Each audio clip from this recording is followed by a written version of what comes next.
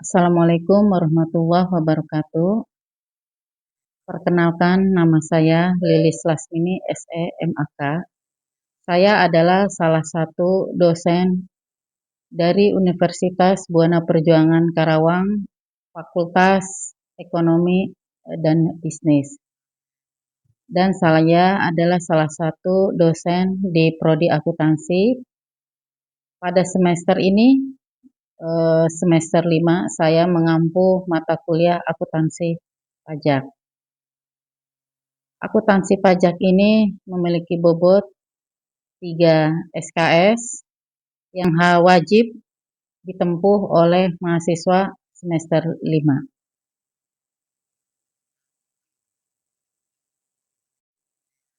Mata kuliah akuntansi pajak memiliki 5 capaian pembelajaran lulusan atau 5 CPL.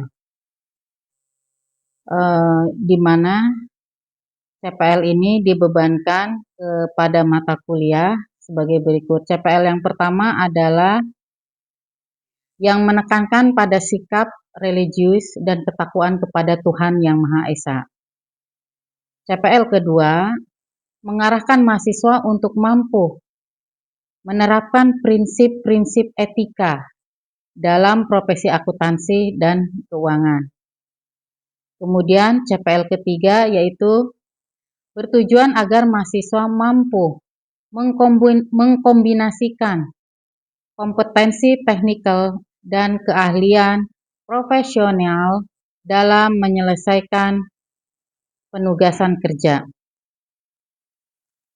CPL kelima merupakan kemampuan untuk menyusun laporan kewajiban perpajakan atau dalam hal ini SPT, baik untuk wajib pajak individu maupun badan, melalui perhitungan dan rekonsiliasi perpajakan sesuai perundang-undangan di Indonesia. Dan yang terakhir, CPL kelima yaitu penguasaan konsep dan peraturan perpajakan serta hukum bisnis. Dari 5 CPL yang tadi telah disebutkan, kita turunkan kembali menjadi capaian pembelajaran mata kuliah atau CPMK. Target dari CPMK mata kuliah akuntansi pajak ini adalah agar mahasiswa mampu menguasai konsep teoritis dasar, memahami, mengidentifikasi, dan menghitung laporan keuangan komersil dan fiskal, memahami aspek perpajakan dari pihak-pihak berelasi, piutang, persediaan, sewa, dan aset tetap, serta memahami pemeriksaan dan penyidikan pajak.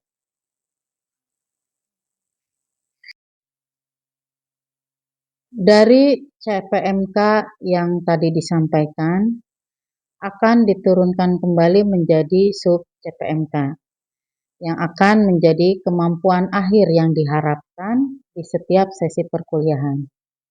Adapun sub CPMK sebagai berikut. Untuk sub CPMK yang pertama, mahasiswa diharapkan mampu menjelaskan dan memahami istilah dan tahapan akuntansi pajak, akuntansi keuangan dan perpajakan, akuntansi pemotongan pajak penghasilan, pemungutan pajak penghasilan, pemungutan PPN dan PPNBM, pengkreditan pajak, serta perbedaan pencatatan dan pembukuan. Sedangkan sub CPMK yang kedua berfokus pada kemampuan menjelaskan dan memahami tahapan laporan keuangan komersial dan fiskal, perbedaan permanen dan temporer, serta pajak kini dan pajak tangguhan. Selanjutnya, pada sub CPMK yang ketiga, mahasiswa akan mampu menjelaskan dan memahami aspek perpajakan dari pendapatan, pihak-pihak yang berelasi, piutang, persediaan, sewa, dan aset tetap. Dan yang terakhir, sub CPMK yang keempat adalah kemampuan untuk menjelaskan dan memahami pemeriksaan pajak dan penyidikan pajak. Selanjutnya, saya akan menyampaikan deskripsi singkat dari mata kuliah akuntansi pajak. Secara ringkas, mata kuliah akuntansi pajak ini dirancang untuk membekali mahasiswa dengan pemahaman akuntansi pajak secara rinci dan komprehensif. Kita akan secara spesifik mempelajari aspek perpajakan dan berbagai akun seperti persediaan, piutang, sewa, aset tetap, pendapatan, serta isu-isu setiap hubungan berelasi dan pemahaman mendalam tentang pemeriksaan pajak. Untuk mata kuliah akuntansi pajak ini, strategi pembelajaran yang digunakan adalah metode DIA, yaitu Delivery, Instruction, dan Assessment. Delivery ini merupakan cara atau media yang digunakan untuk menyampaikan materi kepada peserta. Contohnya bisa bentuk dengan tatap muka atau dengan online. Nah, untuk mata kuliah akuntansi pajak ini dilakukan dua, ya, yaitu dengan tatap muka dan online. Selanjutnya instruction. Kemudian instruction, ya, dalam hal ini pengajaran atau instruksi, yaitu merupakan proses perencanaan dan pelaksanaan strategi pengajaran oleh dosen untuk mencapai tujuan pembelajaran. Komponen instruction ini salah satunya yaitu disampaikanlah mengenai tujuan dari pembelajaran mata kuliah ini, kemudian disampaikan mengenai materi ajar sampai dengan tatap muka terakhir. Kemudian yang terakhir adalah assessment, yaitu penilaian, merupakan proses evaluasi hasil belajar peserta didik melalui berbagai bentuk tes. Ya, dalam hal ini ada penilaian UTS, ujian tengah semester, dan ujian akhir semester. Dari sistem pembelajaran di DIA ini, maka akan diperoleh bobot penilaian sebagai berikut. Ada 4 komponen penilaian, yaitu tugas dengan bobot nilai 20%, kemudian kehadiran dengan bobot 15%, ujian tengah semester atau UTS sebesar 30%, dan terakhir adalah ujian akhir semester yaitu dengan bobot 35%. Sehingga total dari keseluruhan bobot penilaian adalah 100%. Dimulai, baiknya kita berdoa dulu ya, semoga apa yang kita peroleh pada hari ini akan membawa keberkahan dan manfaat buat kita semua. Silakan Malik, pimpin doanya. Oke, terima kasih teman-teman. Sebelum kita mulai pembelajaran pada hari ini, alangkah baiknya kita berdoa menurut kepercayaan masing-masing. Berdoa dimulai. Berdoa selesai. Terima kasih Malik. Oke, anak-anakku sekalian, pada sore hari ini kita akan melakukan pembelajaran yaitu mata kuliahnya akuntansi perpajakan. Ya, kira-kira ada yang sudah mengenal mengenai akuntansi perpajakan? Silakan. Saya Bu. Oke, silakan. Mas akuntansi perpajakan adalah suatu proses akuntansi yang bertujuan untuk mengetahui berapa besarnya pajak yang harus dibayar oleh wajib pajak, baik wajib pajak pribadi maupun wajib pajak badan.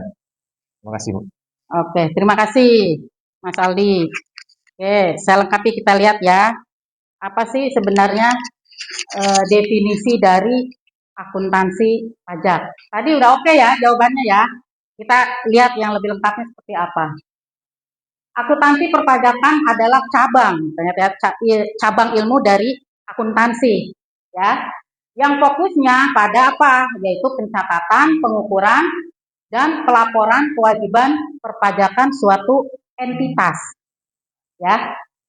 Entitas ini bisa berupa badan usaha ataupun pribadi, ya.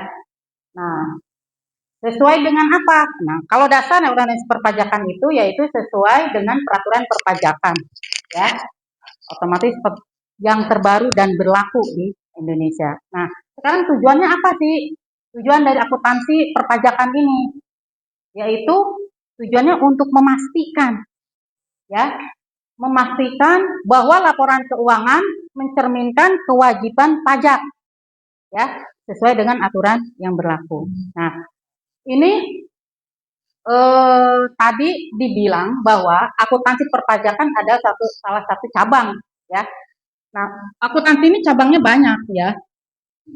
Akuntansi dia bisa ada perpajakan, ada apa lagi? Pemerintahan, ya. Kalian pernah dapat kan ya akuntansi pemerintahan? Ada lagi akuntansi keuangan. Ini yang dari semester 1, 2 kalian udah pelajarin ya, pengantar akuntansi 1, pengantar akuntansi 2 ya sampai lanjutan. Nah, ada pemerintahan, ada juga akuntansi perpajakan. Oke, sampai sini kira-kira ada yang mau ditanyakan? Ibu, ya. Apa hubungannya antara perpajakan dengan akuntansi keuangan? Karena kan kita belajar akuntansi keuangan. Oke, baik. Coba kita lihat apa yang menjadi hubungannya antara perpajakan dengan akuntansi keuangan. Bagus pertanyaannya, Nesya. Ya, akuntansi keuangan, kalian kemarin pernah belajar kan sampai kalian membuat laporan keuangan kan gitu ya. Mulai dari analisis transaksi, kemudian kalian membuat jurnal. Keuangan ini ya dibutuhkan pada saat apa? Yaitu membuat pelaporan SPT badan. Nah, itulah kaitannya antara laporan keuangan yang kalian buat, yang kalian pelajari di akuntansi keuangan, ini akan digunakan pada saat nanti pelaporan perpajakan, yaitu SPT. Ya, seperti itu kaitannya. Kenapa? Kita juga harus belajar antara akuntansi keuangan dan perpajakan. Cukup jawabannya kira-kira memuaskan? Cukup ya? Oke, kita lanjutkan. Nah, ini mengenai sebelum ke materi akuntansi perpajakan selanjutnya, kita harus melihat dulu mengenai perkembangan standar akuntansi, yaitu SAK, ya. Oke, pada tahun 2012, ya, ternyata standar akuntansi keuangan kita itu sudah mengkonvergensi IFRS, ya. Artinya yang sekarang laporan keuangan yang dibuat saat ini itu sudah mengadopsi dari IFRS, ya. Nah, apa yang menjadi perbedaan, ya, sebelum menggunakan IFRS, yang mengadopsi IFRS, dan setelah? Nah, ada 3 yang mendasar, ya. Salah satunya yaitu pada saat sebelum menggunakan IFRS itu menggunakan historical cost. Kira-kira ada yang tahu historical cost nggak? Historical cost? Mas Aldi? Historical cost itu mungkin biaya yang telah terjadi di masa yang lalu.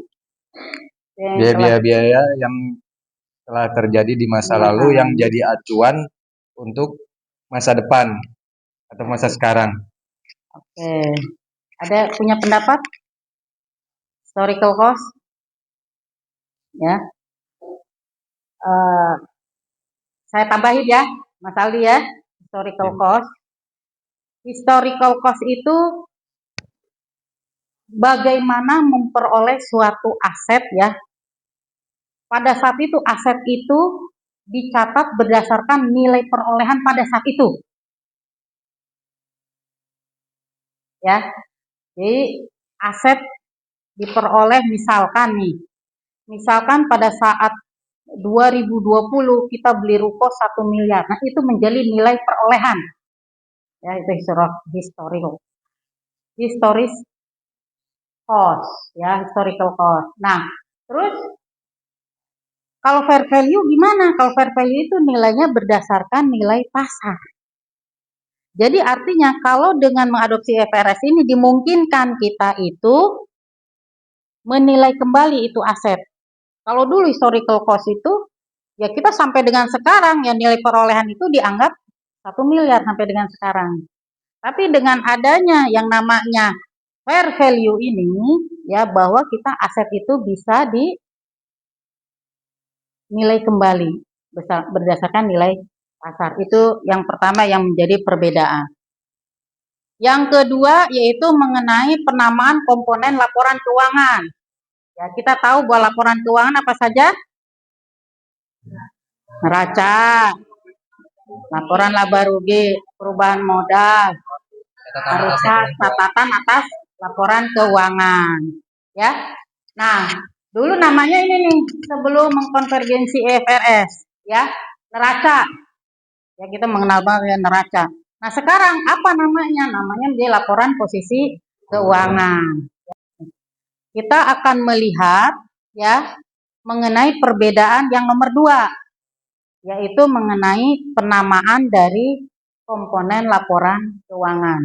Kita tahu bahwa laporan keuangan ada berapa? 5 ya. Oke. Neraca, rugi, arus kas dan catatan atas laporan keuangan. Nah, kita lihat ya. Dulu sebelum menggunakan mengadopsi IFRS ya, penamanya neraca. Setelah menggunakan IFRS, laporan posisi keuangan. Neraca berubah namanya. Terus laporan laba rugi berubah namanya menjadi laporan laba rugi komprehensif. Perubahan modal menjadi perubahan ekuitas. Nah, kalau laporan arus kas dan catatan atas laporan keuangan itu sama. Itu ya yang membedakan penamaan dari komponen laporan keuangan. Nah, kita akan lihat nih, ini Ibu punya contoh dari laporan audit ya.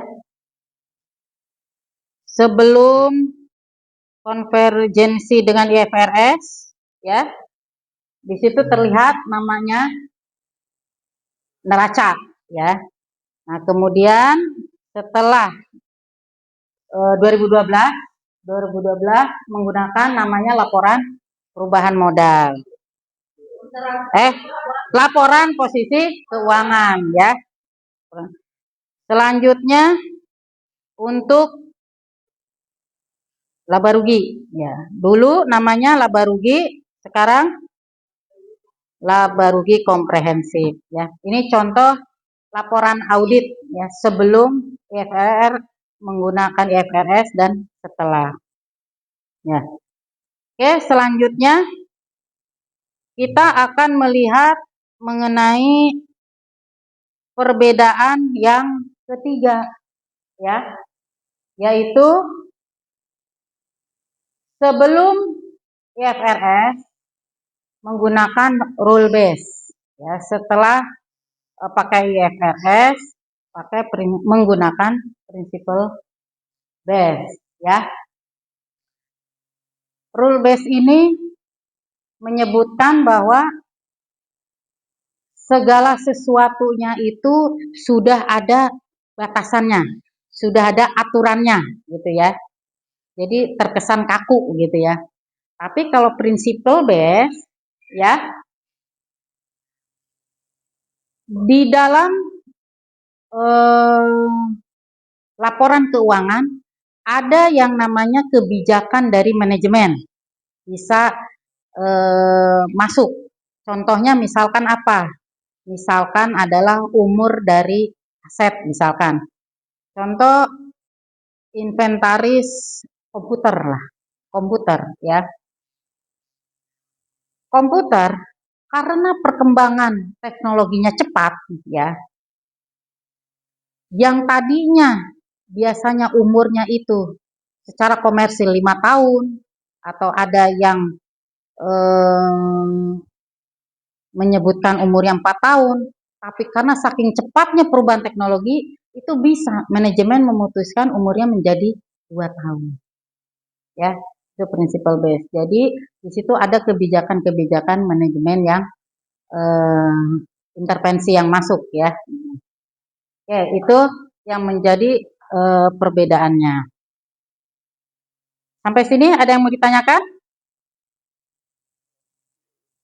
Tidak ada? Oke. Kalau tidak ada, kita lanjut ke slide berikutnya ya.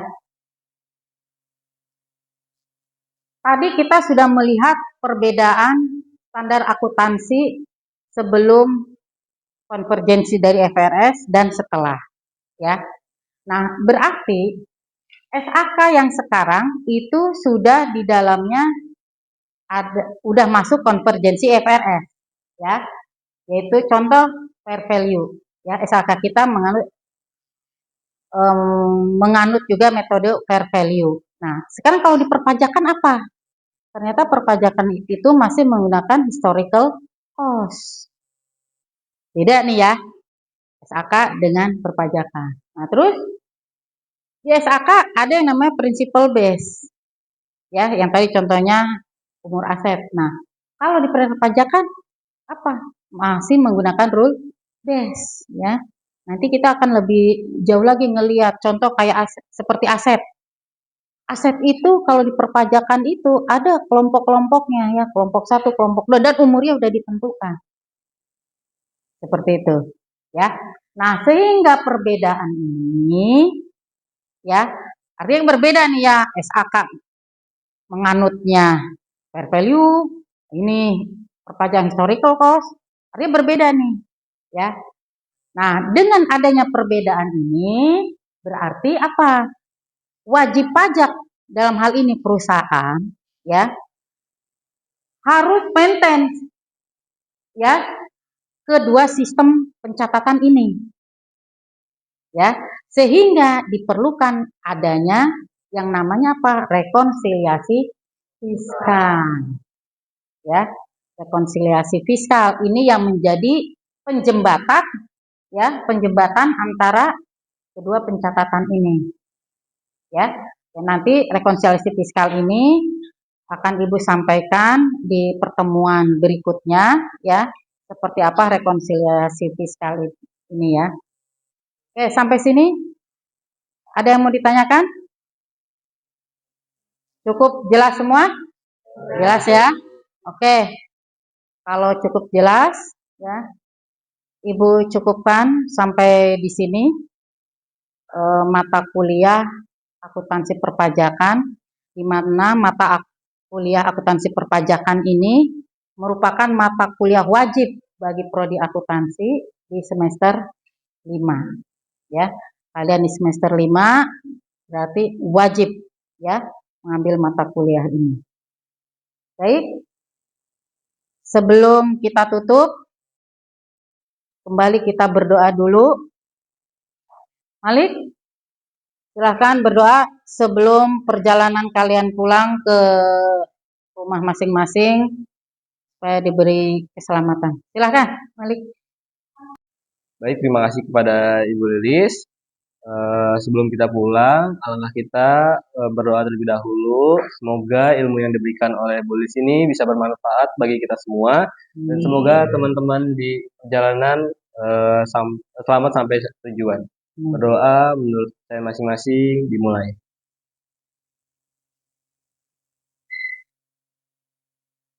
Berdoa selesai. Terima kasih. Wassalamualaikum warahmatullahi wabarakatuh. Waalaikumsalam warahmatullahi. Demikian pemaparan mengenai mata kuliah akuntansi pajak yang saya ampuh di semester 5 untuk program studi S1 akuntansi di Fakultas Ekonomi dan Bisnis Universitas Buana Perjuangan Karawang. Saya Lilis Lasmini SEMAK mengucapkan terima kasih. Wassalamualaikum warahmatullahi wabarakatuh.